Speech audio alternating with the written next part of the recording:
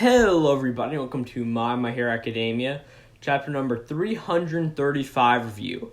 This chapter is titled Endeavor. Now, last time is what was the conclusion of the Dabi and Shoto fight, and in that we pretty much got the new idea of what Todoroki's new ultimate move is, and it's pretty much cool fire that regulates the body and then uses ice.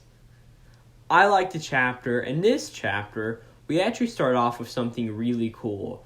We have another one of those comic book color pages for My Hero Academia, which has Todoroki on the front, and we see the color scheme of the fire and the next that he had on his chest.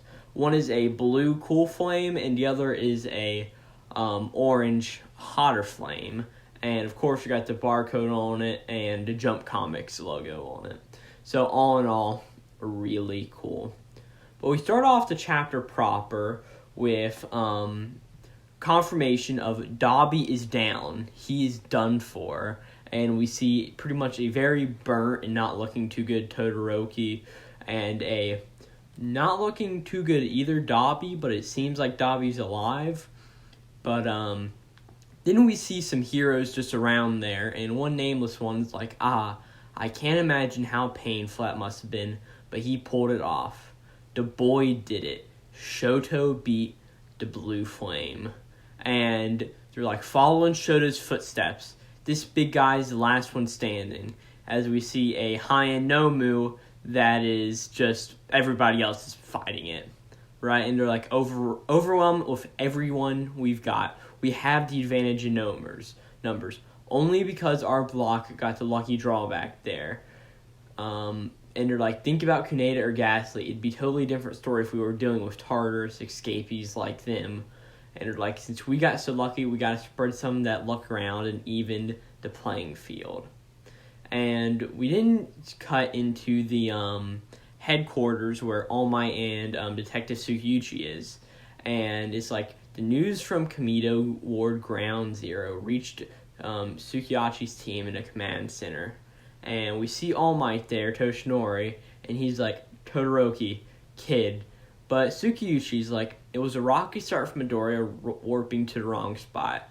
But this victory feels like a good omen. Spread the word, All Might. And we go to the Jaku Hospital ruins outside Gigantamakia's detainment facility, and it says, all squads, hear the good news. And we see that here at this place, at the Jaku Hospital ruins, we see a few kids from Class 1B. The only one I can really notable say is Mudman, since that's the only one whose name I remember. And we also see Ashido and Mineta are there. And we also see Mount Lady's there, and Mount Lady says, the way he's got his head up in the clouds had me worried for nothing. I love that kid. And she says, we had this sneak attack all set up. Why are they here for us? I'm sorry, that was some of the villains. Dialogue's confusing in these chapters. But then we see one of the Tartarus escapees. And they say, it was all a ruse on their part, pretending to be scattered without unity. But Hay had several dozen heroes stationed here prepared to go on the defensive.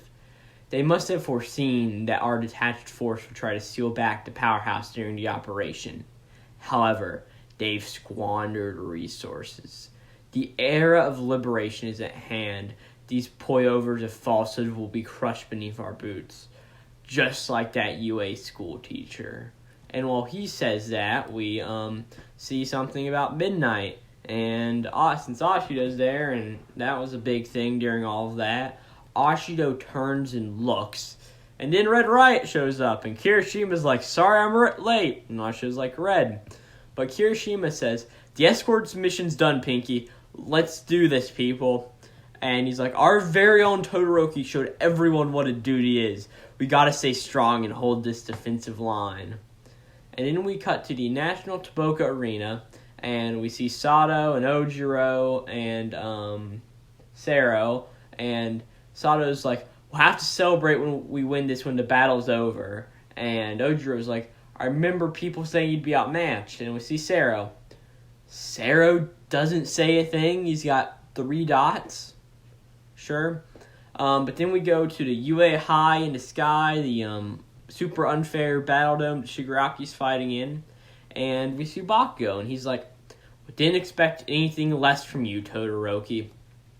And then we cut to the ground beneath that, where Fat Gum and Aoyama are. And we see somebody there, another one of the Tartarus escapees, and they say, considering this matchup, it's clear that the polarity of the cage is splitting up. We're on 3 primary fighters on our side. As for dealing with the dregs on us, you plan to improvise on the spot once in battle. On what basis, though? Trust? Hope, perhaps? Such things invisible to the eye coat this planet like an oppressive membrane. And Fat Gum's like, what are you, some kind of alien? And this person, who we learn in a second, is the Kunita that was being talked about before on, what is that, page 5. He says,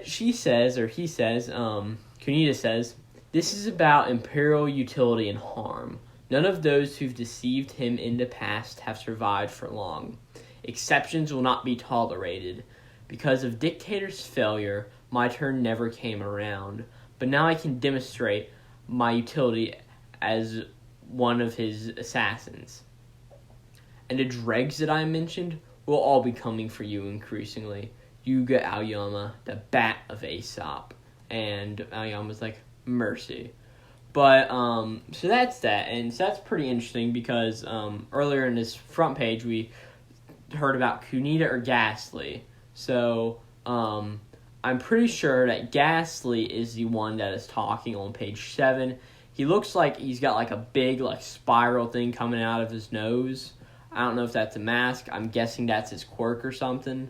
But then we have this person, Kunita. I'm pretty sure Dictator was the person that all of Class 1A came to beat whenever they came to rescue Deku. And then we go to where Spinner's being fought at.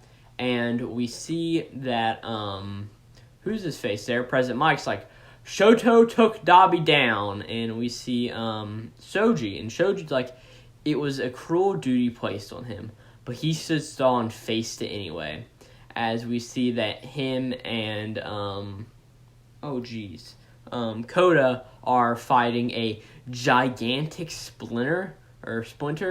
Like, he's massive. Like, this... my lizard dude, like, he is massive, like, massive. And he also has got his sword with a bunch of knives in it back, which appeared in Volume 9, but I'm pretty sure Horikoshi said that he never wanted to draw that thing again. But Splinter's like, Dabi lost? No chance in hell. This has got to be information warfare. Yeah, that's all it is. And we go back, and Dabi's like, I don't need any of that crap. And we see Spinner's there, and he's like, he always had everything. A reason to live on, a goal, power too. Things I lacked. Everything. As we go back to the present, and he's like, his convictions can never fail him, right? They locked up Kurogiri, but we're taking him back in order to destroy the status quo. For Shigaraki's sake, our sake, to demolish that system that oppressed us. And Shoji's like, Todoroki, I'm so proud I made it into your class. And while Spinner was saying all of that, we see that in the background, all of the heteromorphs that he has on his side are going to attack a heteromorph himself, as in Shoji. But now we go back to Ground Zero, Kamino Ward, where Todoroki just beat Dabi, and Ida's there, and he's just looking at him, and Todoroki's like, your engine's stalled, right? I'm sorry. And Ida's like, you have nothing to apologize for. And we see a sidekick, one of Endeavor's sidekicks. They are carrying Dabi away, who is half frozen but still has some alive. And his hero himself says, how is he still alive in this state? As we see in the middle of his chest, there's a light that starts to glow. And we see a sound effect just goes, Vroom. But then we cut to the battle for All for One, and we get a narration. It says, and of course, word reached here too, at the Gunga Mountain Villa ruins, where we see Endeavor just close up on his face. And we also see All for One. And he says, what does that face imply? Affection? Grief? And Hawk's there, and he's like, don't listen, don't pay him any mind, Endeavor. As All for One continues, you refuse to take a good look at Toya, foisting his little task on the little Shoto instead.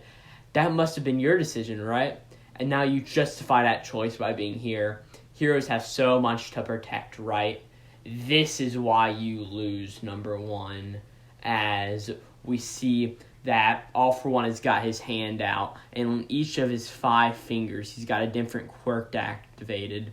It looks like he's got like one of the spike quirks that we've seen him use before coming out of one finger. His thumb is almost like it's turning to acid. His middle finger's like blades coming out, like arrow scythes coming out. One finger is just like a screaming head on it, as another finger has something that looks to be akin to fire. And that's the end of this chapter. Now, this chapter did what I think it was supposed to do, and it did it. It pretty much cut all of the fights going on, and everybody was there pretty much saying, alright, hey, we've got these people to deal with, here we go. And also it added a few more villains that I don't think we really need since they haven't been built up, because really, you had Toga, you had Dabi, you had Shigaraki, you had a Spinner, and you had All for One. You had 5 villains, and now it looks like we've got 2 more, Kuneda and Ghastly, that'll be fighting other people in this scenario, pretty much giving everybody in Class 1A something to do. So, this was the chapter. It was good. Good one Todoroki for beating Dabi, but also if Dabi having this light in his chest, pretty much, what does that mean? Does that mean he's going to self-destruct? Is Endeavor going to beat All for One and then die to protect everybody from Dabi? Who knows? But that's the end of this chapter, number 353. And thank you for watching. And this is Glowplasma231 out.